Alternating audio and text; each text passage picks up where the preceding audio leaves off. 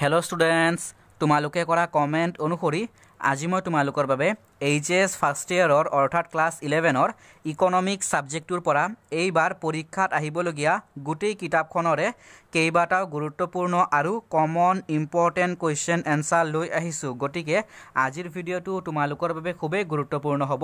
তোমালোকে ভিডিঅ'টো একদম শেষলৈকে চাই যোৱা। আজি মই তোমালোকক ইকনমিক্স ছাবজেক্টটোৰ পৰা এইবাৰ পৰীক্ষাত আহিবলগীয়া গোটেই কিতাপখনৰে কেইবাটাও গুৰুত্বপূৰ্ণ common important selected question answer প্ৰদান কৰিম। গতিকে তোমালোকে ভিডিঅ'টো ধুনীয়াকৈ শেষলৈকে চাই যোৱা। এতিয়া মই তোমালোকক প্ৰথমটি প্ৰশ্নৰ পৰা আলোচনা কৰাই দিম। আজি আমাৰ প্ৰথম প্ৰশ্ন হৈছে আয় কি বা আয় কাক বোলে। উত্তৰ: এটা প্ৰতিষ্ঠানে উৎপাদিত সামগ্ৰী বিক্ৰী কৰি যি উপাৰ্জন কৰে তাকে প্ৰতিষ্ঠানখনৰ আয় বোলে। মই তোমালোকক পৰীক্ষাত আহিবলগীয়া শ্বৰ্ট কুৱেশ্যন এনচাৰ, লং কুৱেশ্যন এনচাৰ গোটেই প্ৰশ্নৰ উত্তৰ আলোচনা কৰাই দিম। তোমালোকে ধুনীয়াকৈ ভিডিঅ'টো শেষলৈকে চাই যোৱা আৰু সকলোৱে ভালদৰে পঢ়ি থাকিবা যাতে সকলোৱে পৰীক্ষাত ভাল নম্বৰ পোৱা। গতিকে তোমালোকে সকলোৱে পৰীক্ষাত যাতে ভাল নম্বৰ পোৱা, ভালদৰে পঢ়ি থাকিবা। এতিয়া মই তোমালোকক ধুনীয়াকৈ গোটেই প্ৰশ্নৰ উত্তৰ আলোচনা কৰাই দি আছোঁ। তোমালোকে ভিডিঅ'টো শেষলৈকে চাই যোৱা আৰু তোমালোকে ভিডিঅ'টো সকলোকে শ্বেয়াৰ কৰি দিবা, তোমালোকৰ লগৰবোৰক, ক্লাছমেটবোৰক সকলোকে শ্বেয়াৰ কৰি দিবা। এতিয়া মই প্ৰথমটি প্ৰশ্নৰ পৰা আলোচনা কৰাই দি আছোঁ। চোৱা, প্ৰথম প্ৰশ্ন ইতিমধ্যে মই আলোচনা কৰাই দিছোঁ যে আয় কি বা আয় কাক বোলে। উত্তৰ: এটা প্ৰতিষ্ঠানে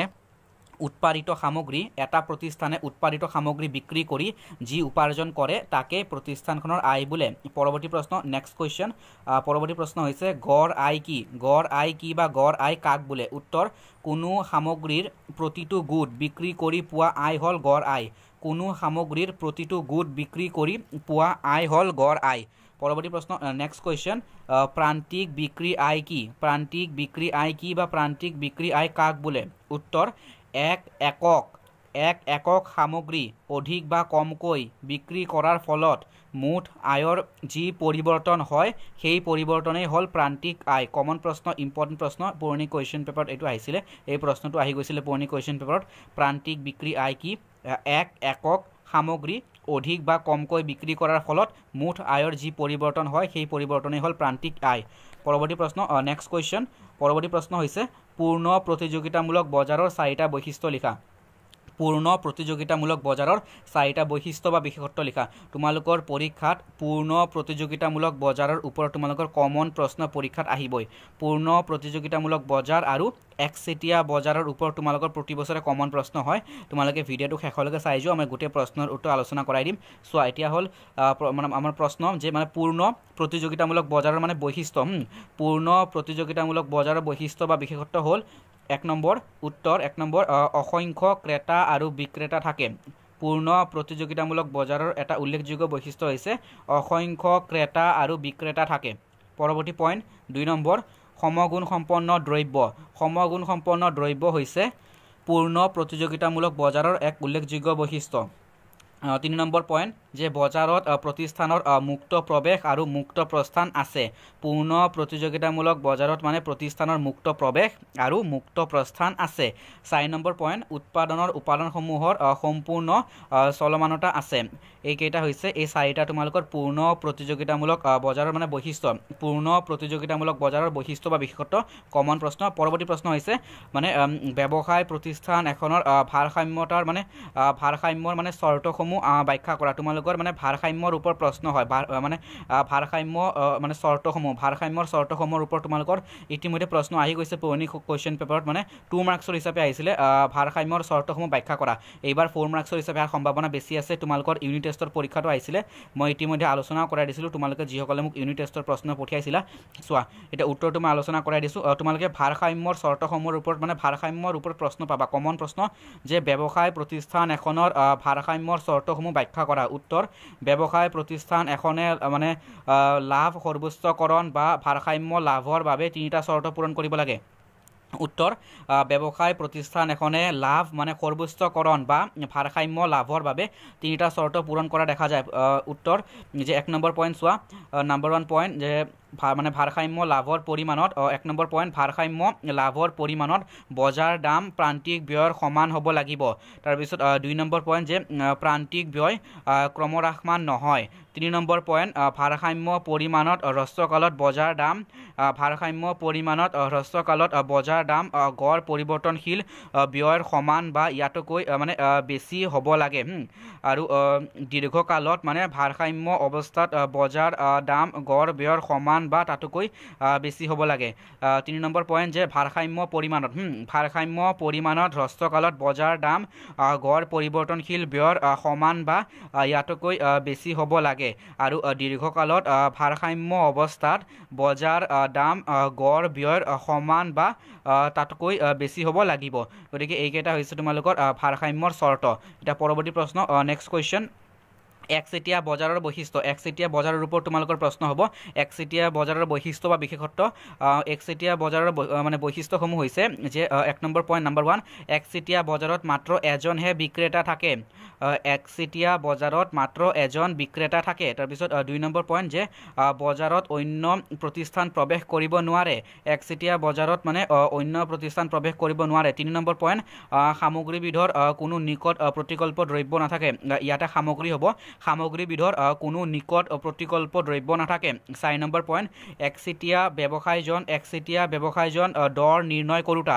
একচেটিয়া ব্যৱসায়ীজন দৰ নিৰ্ণয় কৰোঁতা। এই 4টা হৈছে একচেটিয়া বজাৰৰ উল্লেখযোগ্য বৈশিষ্ট্য বা বিশেষত্ব। কমন প্ৰশ্ন।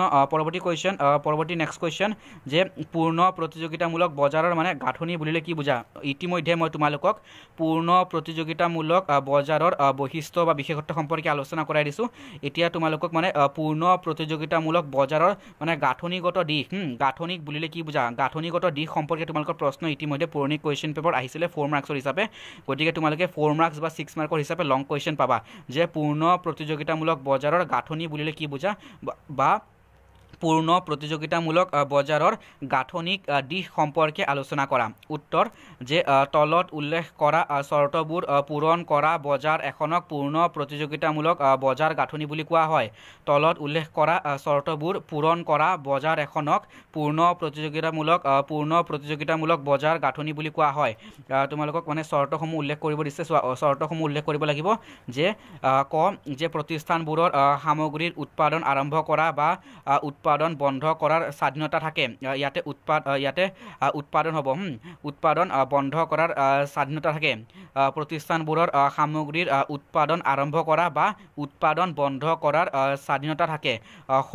দ্বিতীয় পইণ্ট যে উদ্যোগ এটা থকা প্ৰতিটো প্ৰতিষ্ঠানৰ মানে উৎপাদন আন এটা প্ৰতিষ্ঠানৰ উৎপাদনৰ পৰা পৃথকীকৃত নহয় আৰু আন কোনো উদ্যোগৰ উৎপাদন এই উদ্যোগটোৰ মানে উৎপাদনৰ প্ৰতিকল্প নহয়। তৃতীয় পইণ্ট উৎপাদন উপাদান আৰু সিহঁতৰ দাম সম্বন্ধে প্ৰতিষ্ঠান আৰু ভোক্তাবোৰৰ সম্পূৰ্ণ জ্ঞান থাকে। 4 নম্বৰ পইণ্ট সামগ্ৰীটোৰ অসংখ্য প্ৰতিষ্ঠান আৰু ভোক্তা থাকে যাতে প্ৰতিটো প্ৰতিষ্ঠানে বিক্ৰী কৰা উৎপাদনৰ পৰিমাণ আটাইবোৰ প্ৰতিষ্ঠানে একেলগে কৰা সৰ্বমুঠ উৎপাদনৰ তুলনাত অতি নগণ্য হয়। গতিকে এইকেইটা হৈছে পূৰ্ণ প্ৰতিযোগিতামূলক বজাৰৰ মানে গাঁথনি। পূৰ্ণ প্ৰতিযোগিতামূলক বজাৰৰ গাঁথনিগত দিশ আৰু পূৰ্ণ প্ৰতিযোগিতামূলক বজাৰৰ বৈশিষ্ট্য আৰু গাঁথনি সম্পৰ্কে তোমালোকে কমন প্ৰশ্ন পাবা। এতিয়া পৰৱৰ্তী প্ৰশ্ন নেক্সট কুৱেশ্যন। এতিয়া মই তোমালোকক পৰীক্ষাত আহিবলগীয়া মানে 1 মাৰ্কছৰ কমন আৰু মানে ইম্পৰ্টেণ্ট প্ৰশ্ন দি যাম। 1 আৰু 2 মাৰ্কছৰ common important selected question answer তোমালোকক মানে এইবোৰৰ পৰাই তোমালোকক মানে প্ৰশ্ন দিয়া হ'ব পৰীক্ষাত। দ্ৰব্যৰ সংজ্ঞা দিয়া আৰু ইতিমধ্যে পুৰণি কুৱেশ্যন পেপাৰত মানে এইবোৰ প্ৰশ্ন আহি গৈছে। ইয়াৰ ভিতৰতে তোমালোকৰ মানে প্ৰশ্ন হ'ব যে দ্ৰব্যৰ সংজ্ঞা দিয়া, তাৰপিছত মিশ্ৰ অৰ্থনীতি কি বা মিশ্ৰ অৰ্থনীতি কাক বোলে, মিশ্ৰ অৰ্থনীতি কাক বোলে প্ৰশ্নটো দুবাৰ আহি গৈছে। তাৰপিছত বজাৰ অৰ্থনীতি কি, সুযোগ ব্যয়ৰ ওপৰত তোমালোকৰ প্ৰশ্ন আহে, সুযোগ ব্যয় কি, সেৱাৰ সংজ্ঞা দিয়া, তাৰপিছত পৰিপূৰক দ্ৰব্য কাক বোলে, পৰিপূৰক দ্ৰব্য, তাৰপিছত মানে মধ্যৱৰ্তী দ্ৰব্য কাক বোলে। কমন প্ৰশ্ন এইবোৰ মই আলোচনা কৰাই দি আছোঁ। চ' এতিয়া প্ৰথম প্ৰশ্ন হৈছে 1 মাৰ্কছৰ প্ৰথম প্ৰশ্ন যে দ্ৰব্যৰ সংজ্ঞা দিয়া। যিবোৰ স্পৰ্শ কৰিব পাৰি আৰু অভাৱ দূৰ কৰিব পৰা ক্ষমতা যিবোৰৰ আছে সেইবোৰক দ্ৰব্য বোলে। ইম্পৰ্টেণ্ট কমন প্ৰশ্ন যে দ্ৰব্যৰ সংজ্ঞা দিয়া বা দ্ৰব্য কি উত্তৰ যিবোৰ স্পৰ্শ কৰিব পাৰি আৰু অভাৱ দূৰ কৰিব পৰা ক্ষমতা যিবোৰৰ আছে সেইবোৰক দ্ৰব্য বোলে দ্বিতীয় প্ৰশ্ন 2 নম্বৰ মিশ্ৰ অৰ্থনীতি কি উত্তৰ পুঁজিবাদ আৰু সমাজবাদৰ সংমিশ্ৰিত অৰ্থনীতি হ'ল মিশ্ৰ অৰ্থনীতি পুঁজিবাদ আৰু সমাজবাদৰ সংমিশ্ৰিত অৰ্থনীতি হ'ল মিশ্ৰ অৰ্থনীতি তৃতীয় প্ৰশ্ন 3 নম্বৰ প্ৰশ্ন বজাৰ অৰ্থনীতি কি বজাৰ অৰ্থনীতি কি উত্তৰ যি অৰ্থনীতিত সকলোবোৰ অৰ্থনৈতিক কাৰ্যকলাপ বজাৰৰ জৰিয়তে সংগঠিত হয় তাক বজাৰ অৰ্থনীতি বোলে ইম্পৰ্টেণ্ট কমন প্ৰশ্ন বজাৰ অৰ্থনীতিৰ ওপৰত তোমালোকৰ 2 মাৰ্কছৰ প্ৰশ্ন আহিছিলে সো এতিয়া মানে পৰৱৰ্তী প্ৰশ্ন 4 নম্বৰ প্ৰশ্ন যে সুযোগ ব্যয় কি ইম্পৰ্টেণ্ট প্ৰশ্ন এটা দ্ৰব্য অধিক পোৱাৰ বাবে আন এটা দ্ৰব্য ত্যাগ কৰাৰ বিনিময়ত উদ্ভৱ হোৱা ব্যয় হ'ল সুযোগ ব্যয় উত্তৰ যে সুযোগ ব্যয় হৈছে এটা দ্ৰব্য অধিক পোৱাৰ বাবে আন এটা দ্ৰব্য ত্যাগ কৰাৰ বিনিময়ত উদ্ভৱ হোৱা ব্যয় হ'ল সুযোগ ব্যয় পৰৱৰ্তী প্ৰশ্ন 5 নম্বৰ সেৱাৰ সংজ্ঞা দিয়া বা সেৱা কাক বোলে বা সেৱা কি সেৱাৰ সংজ্ঞা দিয়া ইম্পৰ্টেণ্ট কমন প্ৰশ্ন উত্তৰ যিবোৰ স্পৰ্শ কৰিব নোৱাৰি অথচ অভাৱ পূৰণৰ ক্ষমতা আছে সেইবোৰক সেৱা বোলে পৰৱৰ্তী প্ৰশ্ন নেক্সট কুৱেশ্যন পৰিপূৰক দ্ৰব্যৰ সংজ্ঞা দিয়া উত্তৰ এটা নিৰ্দিষ্ট অভাৱ পূৰণৰ বাবে একাধিক সামগ্ৰী ব্যৱহাৰ কৰিলে সেইবোৰক পৰিপূৰক দ্ৰব্য বোলে পৰিপূৰক দ্ৰব্য হৈছে এটা নিৰ্দিষ্ট অভাৱ পূৰণৰ বাবে একাধিক সামগ্ৰী ব্যৱহাৰ কৰিলে সেইবোৰক মানে পৰিপূৰক দ্ৰব্য বোলে এটা নিৰ্দিষ্ট অভাৱ পূৰণৰ বাবে একাধিক সামগ্ৰী ব্যৱহাৰ কৰিলে সেইবোৰক পৰিপূৰক দ্ৰব্য বোলে পৰৱৰ্তী প্ৰশ্ন নেক্সট কুৱেশ্যন চূড়ান্ত দ্ৰব্যৰ সংজ্ঞা দিয়া চূড়ান্ত দ্ৰব্যৰ ওপৰত তোমালোকৰ প্ৰশ্ন আহিছিলে পুৰণি কুৱেশ্যন পেপাৰত 1 মাৰ্কছৰ হিচাপে আহিছিলে প্ৰশ্ন চূড়ান্ত দ্ৰব্যৰ সংজ্ঞা দিয়া উত্তৰ অন্তিম ব্যৱহাৰ উপযোগী দ্ৰব্যসমূহক চূড়ান্ত দ্ৰব্য বোলে